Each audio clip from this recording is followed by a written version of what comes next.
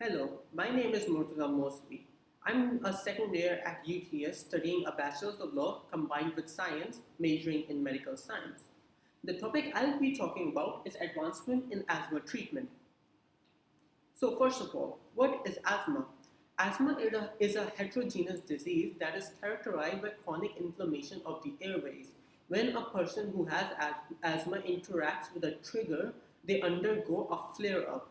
During a flare up, the airway swells up, the airway muscles contract, and there is increased mucus. This leads to the airway looking like this. As compared to the airway of a non asthmatic person, air is harder. It takes more pressure for air to enter the airway for an asthmatic person. This causes them to undergo wheezing, exasperation, and coughing. Right now, 2.5 million Australians have asthma according to the Bureau of Statistics, out of which 54% are female and 46% are male. According to the Bureau, in their most recent studies, in 2014 there were 419 asthma related deaths. The amount of deaths in New South Wales was 141, which is a lot larger than all of the other states. This has been theorized to be due to pollution and increased industrial power in New South Wales. Asthma also has a financial burden on the economy.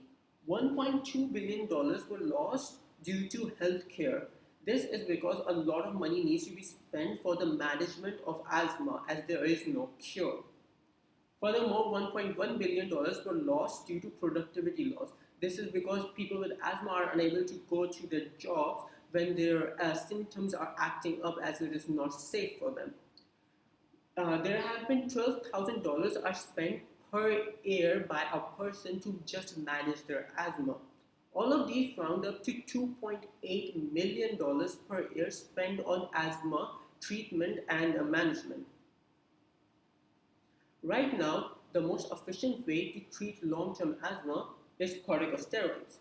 Corticosteroids are inhaled anti-inflammatory agents. Thus, they suppress an inflammation of the airway. This is done through gene transcriptions.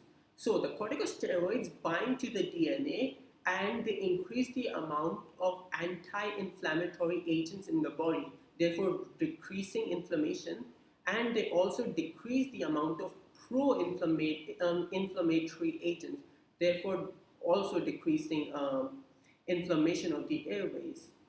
Furthermore, it is important to note that this is not a cure. Corticosteroids are used to manage long-term and severe asthma. They cannot cure it. Furthermore, corticosteroids have their own side effects. Long-term use of corticosteroids lead to growth retardation and cataracts. Cataracts is a clouding of the retina, which leads to people losing their eyesight at a younger age. Furthermore, it can also cause Cushing syndrome, which is the disposition of fat, which can lead to obesity. Furthermore, it can also lead to mood swings and psychosis. Further side effects would be hyperglycemia, which can lead to headaches, sweating, and excessive urination.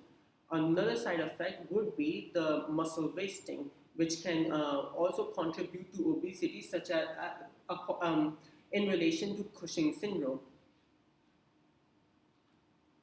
So, we want to circumvent the side effects because they're so harsh, a new breakthrough treatment was made by St. Joseph's Healthcare Hamilton's researchers. So, the new breakthrough is called dupilumab. In a study of 200 participants, they were given with severe asthma who were dependent on corticosteroids, they were given dupilumab. The need for corticosteroids was reduced by 70%, and there was also a decrease in the rate of exacerbation and an improved asthma symptoms and lung functions. These are all extremely important discoveries, as this means that the need for corticosteroids is reduced. Therefore, the side effects will not be as severe. Furthermore, this also just increases the life expectancy of asthma patients as their conditions would be further increase through the use of this drug. In conclusion, dupilumab is the answer to the woes of asthma patients, as not only it reduces the amount of corticosteroids you have to use, therefore decreasing the cost they have to spend yearly on managing their asthma, it also makes it safer for them to use corticosteroids as they have to use a lower dose and thus won't have to suffer as severe side effects as they would have before. Um, Thank you for your time. This has been my presentation.